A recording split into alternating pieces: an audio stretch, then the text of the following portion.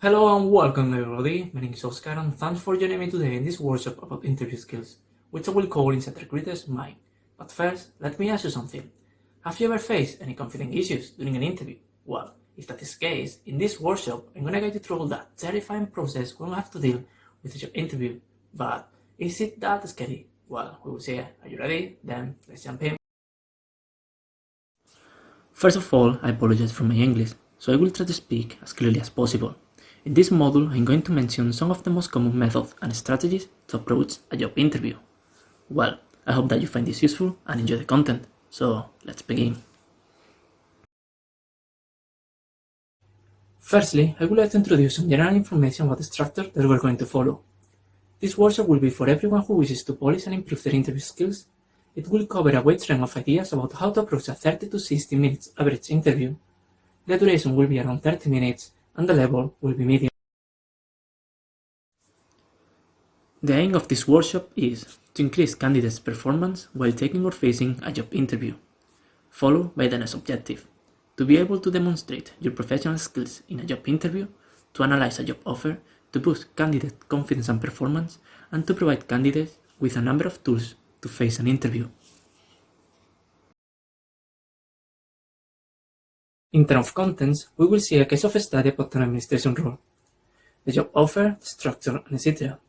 Then we will focus on the job analysis, followed by how to approach interview questions. We will see a total of 11 questions, 4 of the most common opening questions, 4 competency questions, 3 additional ending questions, and we will end up with what to normally avoid in a job interview. Before we embark on this workshop, I would like to share with you some concepts that I consider essential to approach job interviews. I will mention them later on, so I highly recommend you to Google them. However, I will also add some links at the end. The first one is culture. We can define this concept as the shared values, practices and behaviors that influence the workforce within the organization. The next one is SMART objective. It's an approach to set and establish effective objectives.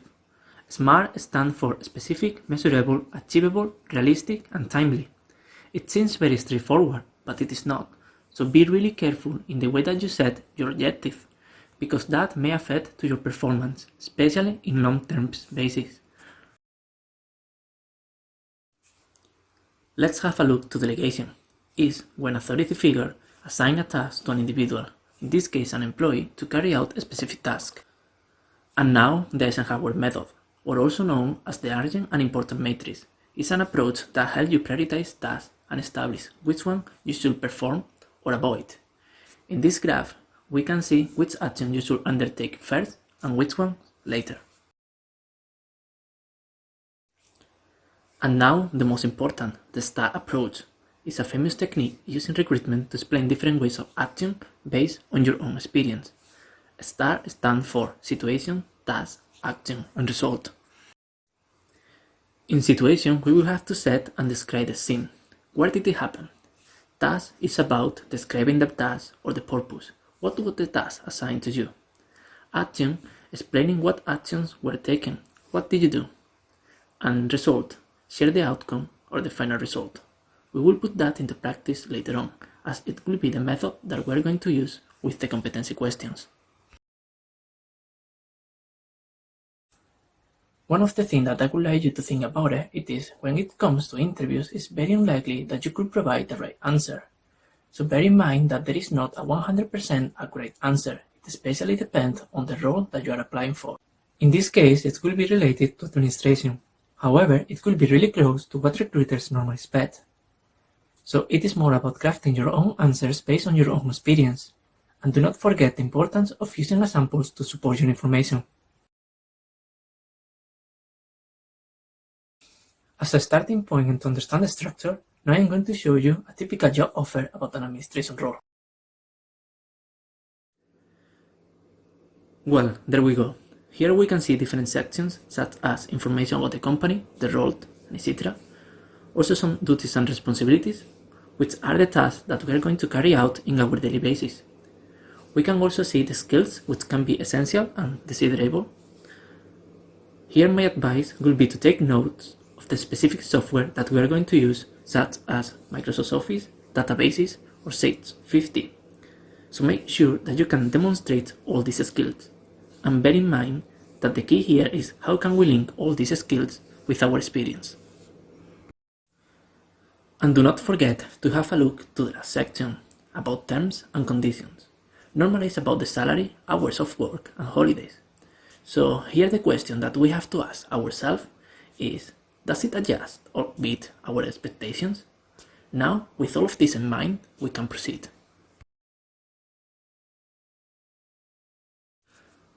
Now, after having a clearer understanding about the role, I would like you to focus on the role itself, in this case administration, the duties and requirements, the type of the organization, if it is a charity, public or private sector, the culture of the organization. Here we can see their vision, values and services, and also the people that we are going to deal with, such as clients, elderly or kids. So do not forget to do your research.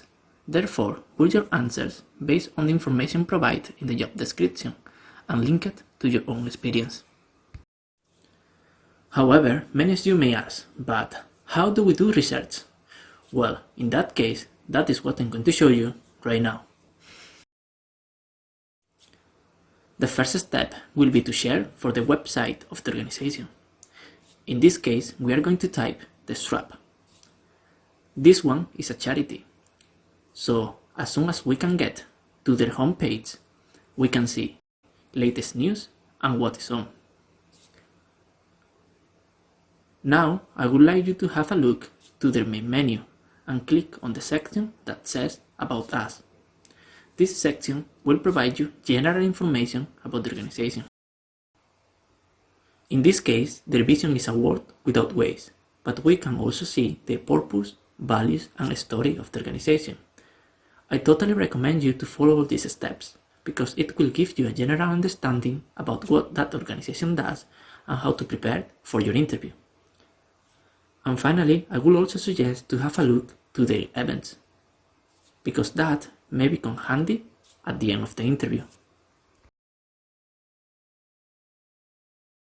So focus on that and build your answers from that perspective, because if we understand exactly what the organization is looking for, then we can link all that information with our skills and experience. But how to approach job interviews? I will explain why recruiters normally ask some specific questions, what to expect from recruiters, and how to approach their questions. And remember to time your answers between 3 and 5 minutes or around 500 words in case that you have to write them down. First, we will highlight the most common opening questions. Number 1. Can you tell me a little bit about yourself? This type of questions tend to be the first ones, basically to put candidates at ease so candidates will feel more confident to start a conversation. At this point, they normally want to know about your background, current situation, future projects, plans, hobbies, and etc. So it is basically about how have you achieved your goals and what will be your next move within the organization. So be clear and concise. Remember that interviews are an exchange of information. Do not explain all aspects of your life. So keep a fluid conversation, respect the terms, and show confidence. Number 2. Why do you want to work for us, or what made you apply for this role? In this question, they want to know something more specific. What triggered your interest to apply, and why you have chosen to work for them? Because there must be a reason behind it. Therefore, show exclusivity. Here, they want to see your ability in how you react to specific situations, and if you can provide well-funded answers. Now, once again, I highly recommend you doing research first to find out more about the organization and what do they do. And with this in mind, there are different ways to approach these questions.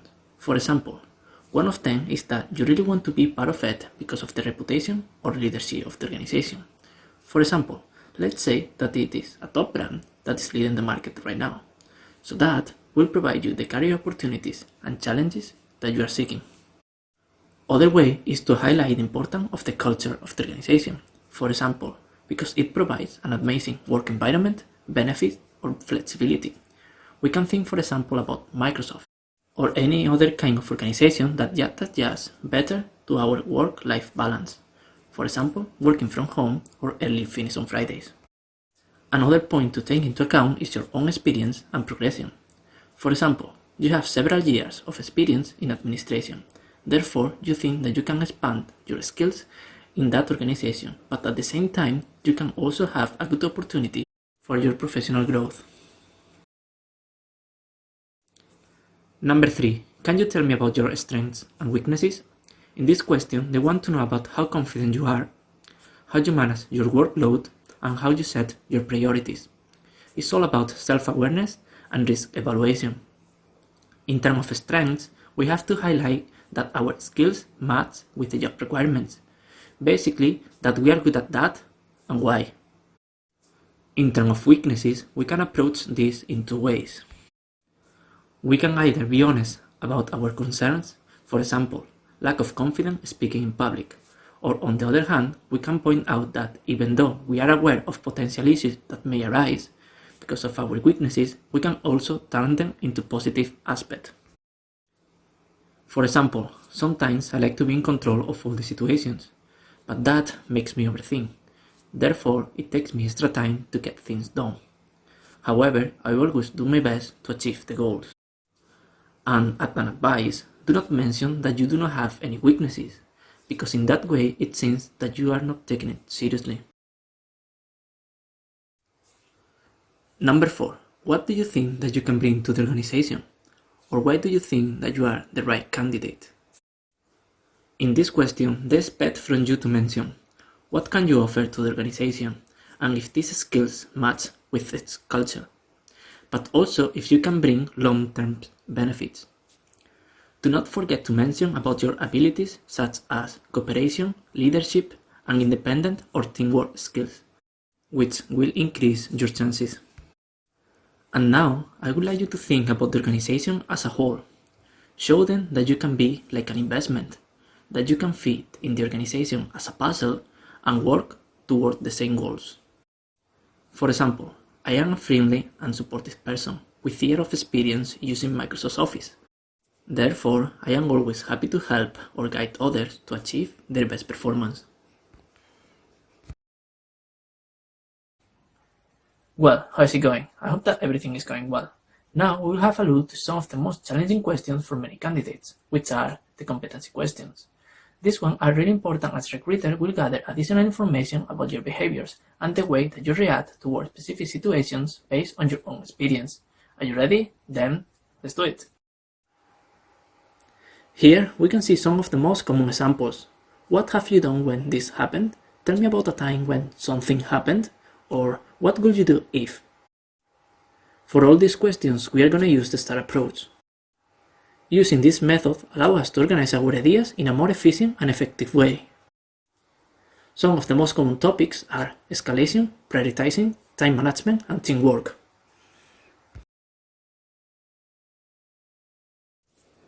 Number 5. Can you give me an example when you have to deal with escalation issues? These questions normally refer to a situation dealing with difficult customers or in a customer service environment. But to address this one, first let's have a look to the definition of escalation, as any situation that arises as a matter of importance or urgency. For example, when you, as employee, are not able to answer or address customers' needs, because they need to speak with someone with more expertise, for example, your manager. Here is very important how you follow all the procedures established by the organization and how you react under pressure to solve the issues in a professional way. Once, I have to deal with many customers at the reception desk as a line manager, because our booking system went down. This caused delays in some check-ins. So under this stressful situation, one of the best ways to approach this is to remain calm, be polite, and emphasize with the customers. Also, do not forget the importance of understanding customers' needs and provide information or guidance about the next steps to follow. Here, professionalism and clarity are the key, which will help you to put the client at ease and reduce stress level. However, in this case, the process was slow So I gathered as much information as possible through a report, outlining all the procedures that were taken, such as refreshing pages, rebooting the PCs, and etc. But after seeing that all our efforts were in vain, I decided to contact the IT department. After 1 hour, the IT department identified the main issue. It was due to a conflict with one of our servers. We apologize for the inconvenience that we may cause to our customers, and we offer them a tea afternoon voucher. After 2 hours, the system went back on track, and we finally managed to address all booking ASAP.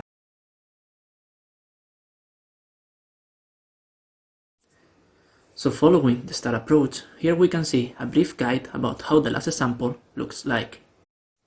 Bear in mind that this scheme is to help you clarify and organize your ideas. We can start with situation, dealing with many customers at the reception desk because the booking system went down. Task, addressing customers' needs in a timely manner. Action, gathering information, liaising with the IT department and providing feedback. And result, the booking system went back to normal after the IT department spotted the issue. Now it is on you to craft and expand any situation from your own experience. Number 6. Can you tell me how would you manage to prioritize workload? In this one, they would like to know how do you face conflictual situations, like when you have many tasks at the same time. What do you do first, why, etc. Just to outline, it is good that we mention depending on the nature of the project. Therefore, we have to identify if our tasks are urgent or important. Remember the Eisenhower method that we saw before. When a coworker asks you to review a project when you are really busy, it may sound rude, but a good approach will be to say no in a polite way, but at the same time arrange a meeting instead and suggest a specific time frame. For example, I am really busy right now, but I have my break at 1 p.m. I will be in my office for 30 minutes. Would you like to meet there? Well, let me know. We can also consider other examples or approaches, such as the importance of breaking down the project in small pieces or contemplate the possibility to delegate, because there is always someone happy to help or learn.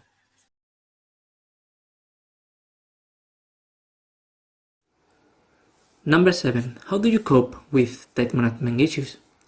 In this one, they are interested about how do you work towards deadlines. It's basically if you are able to finish your task on time. Also, your long-term planning skills. How do you structure your mind to address projects? And your commitment with the organization to achieve common goals.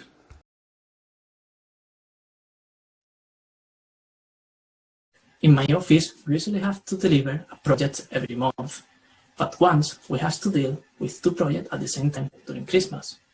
So we have to restructure and plan all the tasks again to undertake both projects. In this case, our approach was to set a smart objective and use the calendar or any other tool, such as CRMs, that allow us to monitor better performance. Therefore, identifying the gaps that were causing procrastination allow us to set an effective strategic plan. As a result, we have to work overtime to meet business needs, but we finally managed to deliver both projects on time. And remember, pay special attention to the words that you are going to use and how you can link it to answer the questions. For example, I mentioned smart objectives, CRMs, procrastination, or meets business needs. Number 8. Can you tell me about a time you succeeded as a part of a team? This question is very open, as we are social beings, but they want to know a bit more of your perspective when you work with others as a part of a team. But especially, how do you handle situations when they do not depend just on you? It is important that you highlight your behaviors, such as influencing others, supportive, open-minded, and friendly person, as well as the importance of communicating, listening, and working toward the same goals. As this question is very open, I will leave it to you. Could you answer it? Just remember to use the STAR approach to organize your ideas, especially if you are a bit stressed during the interview. Now we will proceed with additional ending questions. Number 9. Tell me about a time you faced a challenging situation, or what do you think that can be challenging in this role? This question can be approached in 2 ways. In the first one, they would like to know how did you react to a particular situation and why was that important for you. It can be a professional or personal experience. However, people tend to avoid the professional, which is fine, because in that way, recruiters can get more information about your personality. For example, a life experience. Let's say when you move abroad. So you can tell that you found yourself a bit scared and alone in a new country. Moreover, you were not able to speak the language properly. You had some issues to find your first job and to settle down. Do not forget to mention how did you overcome that situation. For example, that after a couple of months you finally managed to become more confident, and as soon as you were economically independent, you started to enjoy more your own time, assisting events and meeting new people. The second one is related inside the workplace. They would like to know if you are aware of any potential issues or conflict that may arise at the workplace. So, what can be challenging for you? We can highlight inexperience with some IT software. Let's say that you excel using Microsoft Office, but you have barely used Google Drive. Just make sure that these software are not essential in the job requirements. Another one can be related to language barrier. Even though you are aware that your English is good, sometimes you may face some difficult situations to understand different accents, which may delay your work. And one of the most common is lack of confidence. For example, speaking in public or sharing your own ideas. Number 10. What kind of transferable skills can you bring to the team? Here, they would like to know how aware you are about your own skills, which one do you pick, and how these skills can be linked to the culture of the organization. In other words, how useful can this skill be? There are many approaches, but as I mentioned, always link your skills to the essential criteria of the job. Also, do not forget to mention keywords such as leadership, collaboration, and decision making to support your expertise. For example, I have been working in a customer service environment for the past 5 years, where I learned how to deal with clients, colleagues, and businesses. So I think that experience can help me to build good relationships within the organization and its clients. Now, let's have a look to some specific skills. For example, that you can speak other languages. Therefore, you are able to reach or guide more clients in a more professional way. Another approach is about your training or education. For example, that you have attended some courses or you have achieved some specific certificates, such as dealing with stress, first aid, or well-being. Therefore, you can help or support your team by applying these skills and experience.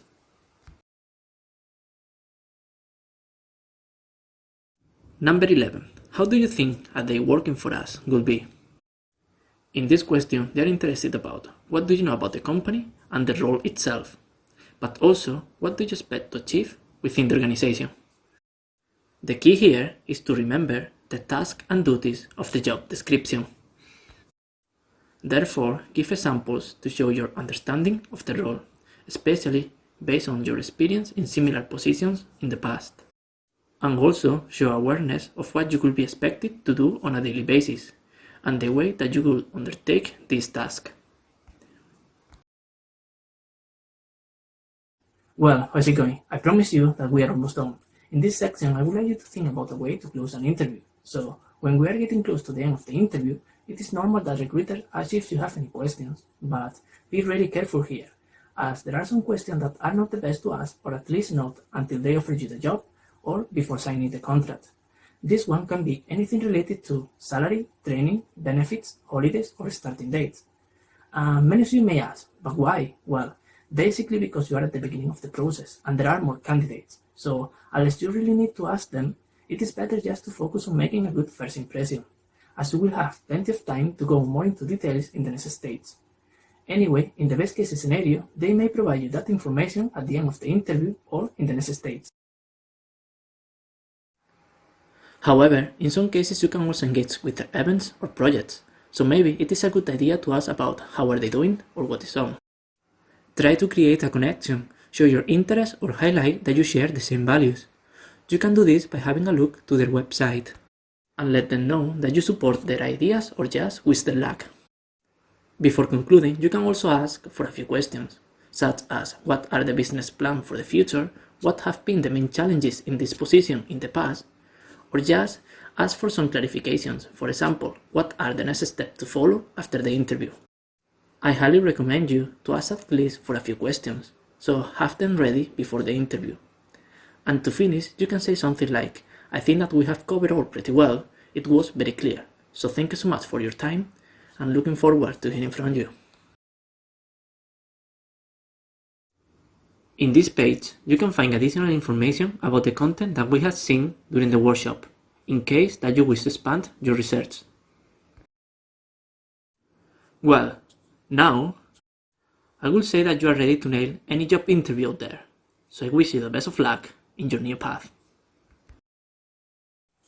And this brings my presentation to the end.